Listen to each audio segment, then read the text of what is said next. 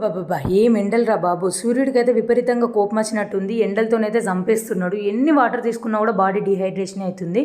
ఇట్లయితే సెట్ అవ్వదనేసి ఈ రోజైతే నేను ఫుడ్లో కూడా లిక్విడ్స్ ఉండాలని టమాటా రసం చేస్తున్నాను. ఈ టమాటా రసం కోసం అయితే 4-5 పెద్ద పెద్ద టమాటాలని తీసుకొని మంచిగా వాష్ చేసుకోవాలి. వాష్ చేసుకున్న తర్వాత ముక్కలుగా కట్ చేయాలన్నమాట. ముక్కలుగా కట్ చేసిన తర్వాత అందులో ముక్కలు మునిగేంత వరకు వాటర్ అనేది యాడ్ చేసుకోవాలి. వాటర్ యాడ్ చేసుకొని స్టవ్ ఆన్ చేసుకొని ఈ టమాటా ముక్కల్ని తీసి స్టవ్ మీద పెట్టేసుకోవాలి. ఒకవైపు టమాటాలు కుక్ అయ్యే గ్యాప్లో ఒక ఉల్లిగడ్డ తీసుకొని ముక్కలుగా కట్ చేసి పక్కన పెట్టుకోండి. అలాగే పచ్చిమిర్చిని, కరివేపాకు, కొత్తిమీర, వెల్లుల్లి కూడా తీసి అన్నీ కూడా ప్రిపేర్ చేసి పక్కన పెట్టి రసానికి ఎక్స్ట్రాగా టేస్ట్ని ఇవ్వడం కోసం అయితే ఈ పౌడర్ని ప్రిపేర్ చేస్తున్నాను. కొంచెం జీలకర్ర తీసుకోవాలి, కొన్ని మిరియాలను తీసుకొని మెత్తగా మంచి పౌడర్ లాగా దంచుకోవాలన్నమాట.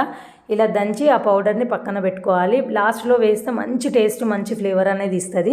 అయితే ఆవాలు, జీలకర్ర, మెంతుల్ని తీసుకొని పక్కన పెట్టేసుకోవాలి. ఇట్లా ప్రతి సెట్ చేసుకుంటే ఈజీగా ఉంటుంది.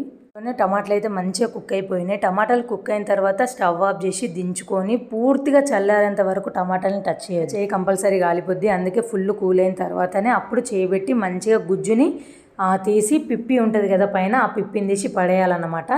అలా పిప్పిని తీసి పడేసిన తర్వాత మళ్ళీ స్టవ్ ఆన్ చేసి మళ్ళీ మనం ఆ రసాన్ని స్టవ్ మీద పెట్టి అది కుక్ అవుతున్నప్పుడే టేస్ట్కి తగ్గట్టు సాల్ట్, కారం, మనం ప్రిపేర్ చేసి పక్కన పెట్టుకున్న జీలకర్ర ఉన్ని మిరియాల పౌడర్ని యాడ్ చేసుకోవాలి. కారం చూసి వేసుకోండి, ఎందుకంటే మిరియాల పొడి ఉంది, అట్లనే పచ్చిమిర్చి ఉంది కాబట్టి. ఒక సైడ్ రసం మరుగుతుంది కాబట్టి ఇక్కడ మనం పోపునైతే ప్రిపేర్ చేసేసుకుందాం. కడాయి పెట్టి కడాయిలో పోపుకు తగ్గట్టు ఆయిల్ అనేది యాడ్ చేసుకొని ఎల్లిగడ్డలు యాడ్ చేసేసుకోవాలి. ఎల్లిగడ్డలు కుక్ అవుతున్నప్పుడే ఆవాలు, జీలకర్ర, మెంతుల్ని కూడా యాడ్ చేసేసుకొని పచ్చిమిర్చి, కరివేపాకు, పసుపుని కూడా యాడ్ చేసుకొని మంచిగా ఫ్రై చేసుకోవాలి.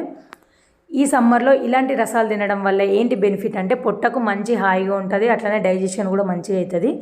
ఈ పోపుని మొత్తం ఆ రసంలో యాడ్ చేసుకున్న తర్వాత మరిగే టైంలోనే కొత్తిమీరని యాడ్ చేసుకోవాలి.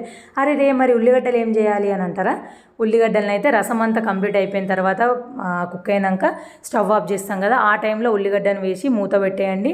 టేస్ట్ మాత్రం అదిరిపోద్ది.